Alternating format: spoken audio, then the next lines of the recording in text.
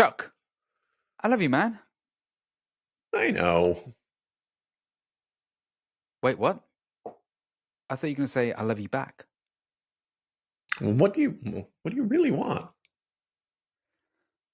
Well, I was hoping for some attention because I'm kind of feeling needy. So I was hoping that you will, return the favor. When I said, I love you back, you'd, you know, return the favor back by saying, I love you too. Why didn't you just say that in the first place? Because I'm a nice guy. Oh, Do you ever wonder, why do I always seem to give so much more than I get? All I want is to be appreciated and loved. Is that asking too much? Why do all the jerks get the hot girls while I get stuck in the friend zone? When will it ever be my turn? If this sounds like you, you're in the right place. Welcome to The Nice Guy Show. This is the podcast that asks the question, how do I break free from the nice guy syndrome so I never have to come in last again? Now here are your hosts, Faisal Coker and Chuck Chapman. Hey guys, welcome to the Nice Guy Show. I'm here, Faisal Coker, with my co-host, Chuck Chapman. We are both certified nice guy coaches and men's coaches. Tonight's topic is covert contracts, and more importantly, the things nice guy hide to get sex and love. Chuck, what's a covert contract and why is this so important? And why do we hide all of this? yeah. Well, a covert contract is essentially having an agreement with somebody without letting them know you have an agreement. All right. So, for example, I will do blank for you, and in return, you will do blank for me, but I'm not going to tell you what that is. And so we're just both going to act as if we have no awareness that there's a contract. But when you don't fulfill your end of the bargain, I get resentful, I feel shamed, and I act out passive aggressively. Right. So I have expectations, and I haven't communicated those expectations to you. And when you fail to deliver those expectations, which are in my head, and I haven't communicated them to you, I will then get butthurt, get annoyed, take it personally, and then, in other words, have a tantrum because I haven't communicated those and you haven't delivered it. So that's a covert contract. Yes. And essentially, that's where all resentments come from, is resentments are unfulfilled expectations. And when we don't express our expectations, they're covert. And so we get hurt even though we haven't expressed our expectations. And there's a few reasons why nice guys do this. It usually stems back from a childhood need that as children, when we would state our needs, we would get told no. As a 2-year-old, the word you hear the most is no. And that 2-year-old age is about when we start learning about individuation, that I'm separate from someone else. And so when I'm told no, I start to realize that if I don't have a need, then I can't be disappointed. And so we go underground and we stop expressing our needs.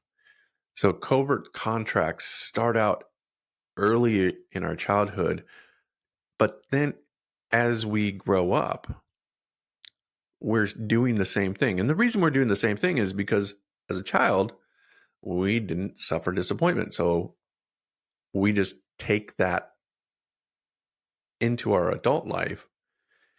And then when we try to do that with other adults and we don't get our needs met at all, then we start getting resentful, feeling that toxic shame, feeling that sense of rejection. And then we act out. Typically, nice guys act out in passive aggressive ways. When you said the word resentment and anger, that's what I see a lot of my clients come with. That's one of the packages that comes with. They come with a lot of anger, frustration, and bitterness, and a lot of resentment. And they don't understand why there is so much resentment because they've had so many needs that they've kept really quiet about. Me too. I mean, I'm very guilty of covert contracts. And because of covert contracts, I end up seething and stewing in a corner because I'm expecting something to happen. It doesn't happen. And then I haven't communicated it. I've not had the balls to say exactly what I want. And I'm really pissed off, angry. And then I go and bitch to someone else, right, rather than being direct.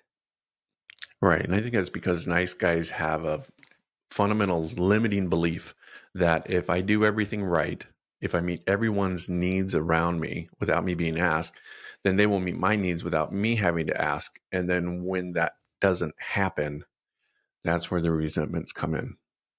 Yeah. So do you have any, have you got examples of any? Yeah, I think the classic one for me is, and this was in my first marriage, where I would do something hoping that my wife would want to have sex with me. So, for example, I remember one time she was out and I thought to myself, you know what, I'm going to clean the kitchen. I'm going to do everything. And then when she comes home, she's going to be so grateful and thankful and think I'm the most wonderful guy in the world that she's going to want to have sex with me. So I cleaned the kitchen. But when she got home, instead of, wanting to have sex with me, she said, well, you forgot to wipe off the counter over here in this spot. You missed a spot. and so obviously I was resentful at that point because my need wasn't met. And obviously we didn't have sex. And, I got resentful and hurt. And I think I even said to myself something along the lines of, okay, well, I'm never going to, clean the kitchen again or something along those lines, because I'm so upset. Like I didn't get what I wanted in return. How about you? Did you ever experience a covert contract? Well, nothing to do with the kitchen or if I was going to clean the kitchen, Chuck, I'll do a proper job of it, right? Not half-hearted nice guy job. Right. So mine was, the experiences I've heard other guys and myself was in the dating experience. And this actually happened to a couple of my clients. It happened to me. And we were on dates. I was on a date, and first few dates, I happy to pay for everything. So I paid for the drinks. We went out, paid for a few things. And then as we went on more dates, I was getting a little bit agitated because there I was thinking, yeah, I'll pay for a few dates, like fourth or fifth date. I ended up getting really annoyed that she never once asked, let me get this. So I remember we went shopping and bought some groceries, and I kind of stood there, and she stood there too. And I was hoping she'd pay for something. She would say, hey, let me get this. Faisal, you've got hundreds of pounds of stuff. Let me get this. Nope. She just stood there quiet. I'm like, I started seething, right? So I'm really angry, really annoyed. So I just pull out my card, pay for it, and then I'm walking, and I'm grumpy, and I'm annoyed. And then she just looks at me, and she goes, what are you annoyed at? I said, nothing. And she goes, well, obviously there is something, right? So I'm like avoiding. I'm like, no, I'm fine. So I'm not really approaching it. Then I went, all right, well, I'm annoyed that I've paid for everything and not once have you asked for or offered to pay for anything. She said, well, why didn't you say so? And I was just inside. I'm like, actually, yeah, you're right. Why didn't I say so? So that was a covert contract that I was expecting but hadn't really communicated, or I didn't have the balls to say, hey, listen, this is your turn. Get this. Yeah. Oh, that's a great story. And that this kind of reminds me of how as nice guys, we were just conditioned to, again, by our families, that if we don't state our needs, if we don't have any needs, then we won't be disappointed if we don't express our needs. But the reality is when we don't express our needs, we're actually disappointed and resentful. Yeah. And I think that oftentimes nice guys, we believe that if we're just good enough, if we're just the nice guy and we're always good, then what we'll get in return is the love and the sex and the affection that we want, and we'll have a problem-free, smooth life. Ultimately, every nice guy wants a problem-free, smooth life, and he believes What's that. wrong with that? Yeah, I know, right?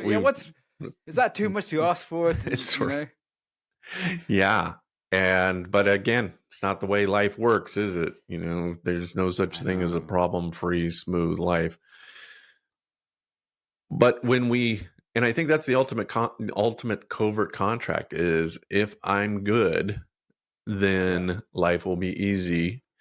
And when that doesn't happen, not only are we disappointed with the people around us, but we're disappointed with life itself. It is. I would do so many nice things for people, right? Just being the people pleaser, because I'm pleasing everybody. I'm like, why don't people make the same effort to please me? If I've done something for someone, like for my neighbor, I sorted out their bins, cleaned it all up, and because it was, on the floor, it was a mess, so I sorted that out. And I'm thinking, if I get in trouble, I expect them to have the same decency and courtesy to do the same thing. Mm-hmm. But no, exactly. Life, and that's where resentment comes in. So, what can we do about it? What do we need to change in ourselves, or how do we need to view things? Well, interestingly enough, I think the number one thing we have to do is we have to take responsibility for meeting our own needs. You're the only person on the planet responsible for your needs, wants, and happiness. All right. When I expect someone else to meet my needs, I'm always going to be disappointed. Right?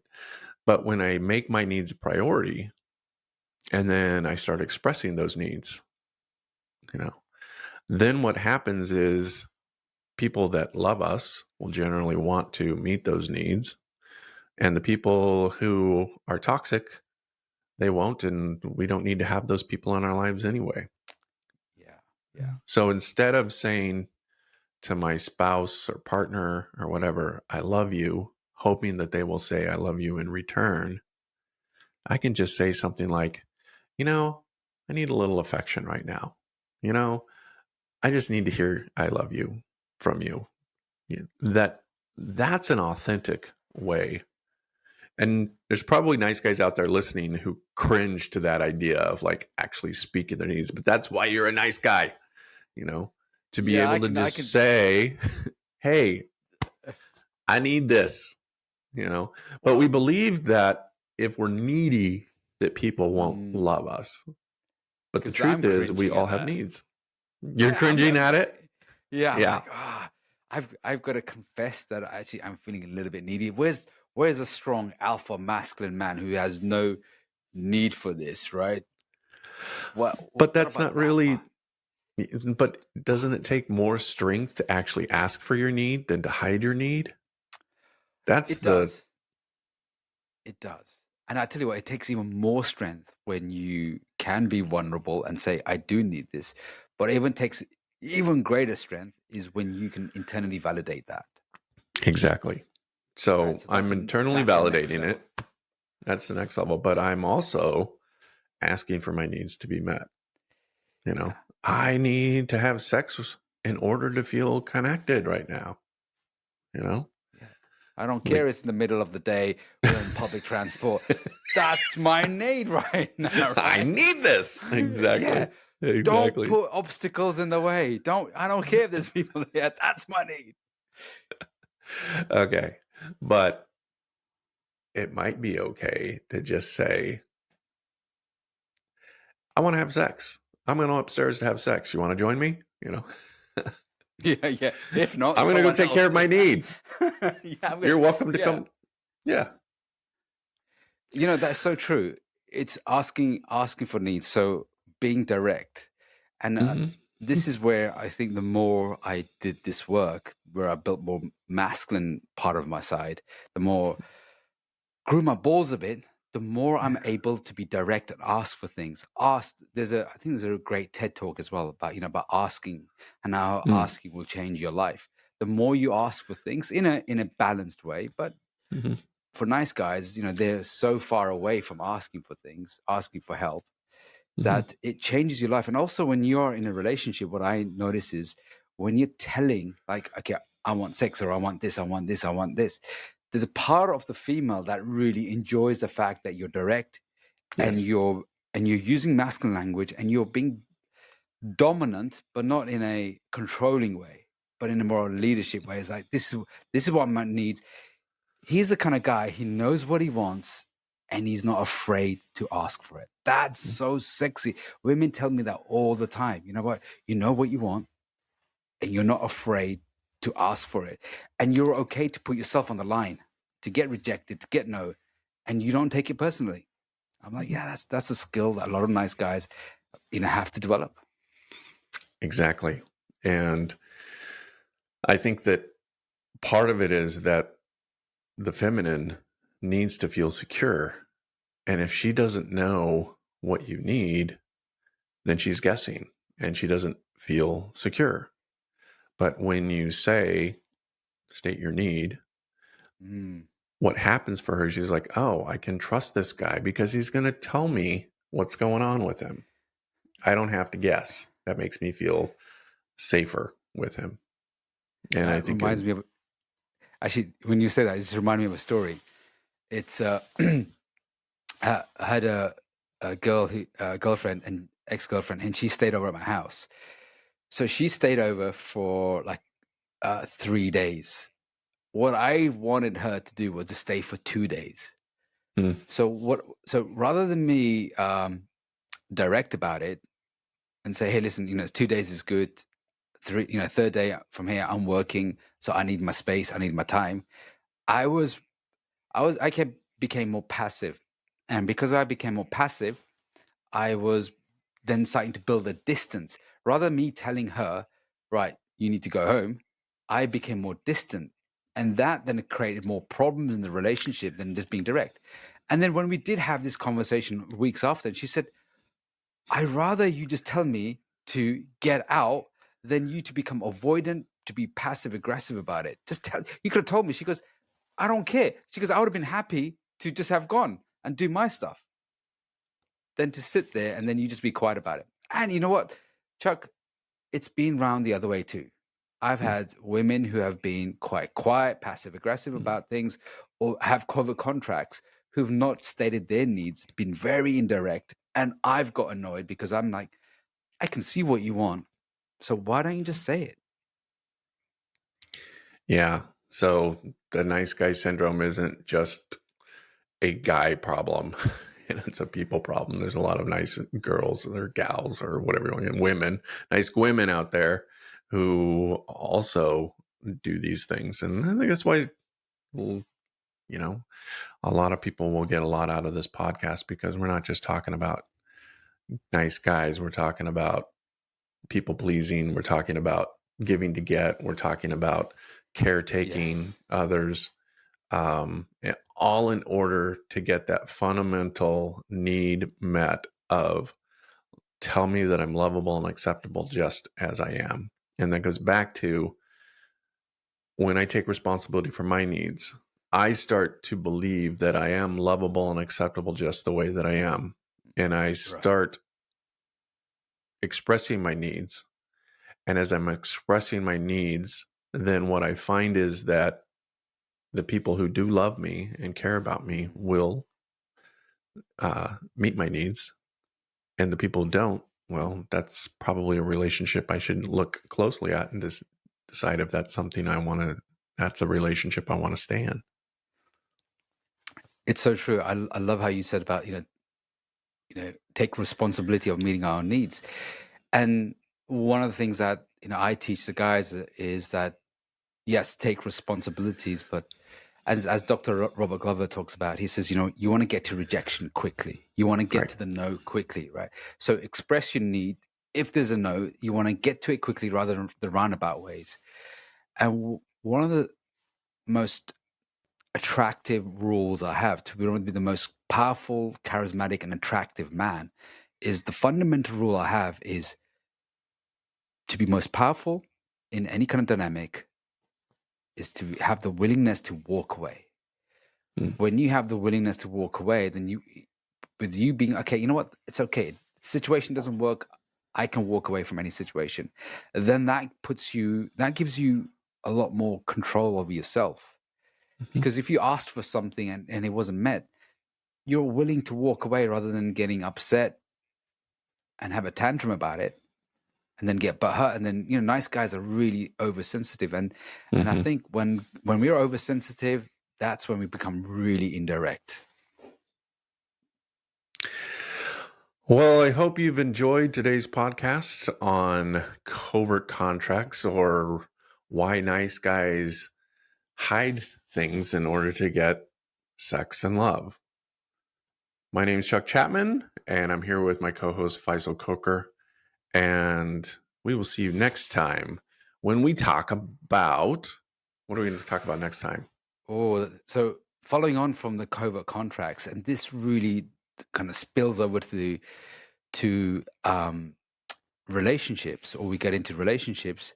So the next week's podcast is, why do nice guys rescue broken women? That's gonna and how to stop that, because that will just get you nowhere. All right, guys, thanks so much for tuning in, and we'll see you next time on The Nice Guy Show. Guys. You've been listening to The Nice Guy Show, the podcast that helps nice guys move past their insecurities and fears into the fullness of their masculine strength and confidence. Be sure to like and subscribe to our podcast and check out the website niceguyshow.com for more information on how to connect with Chuck and Faisal. Until next time, keep living your best life.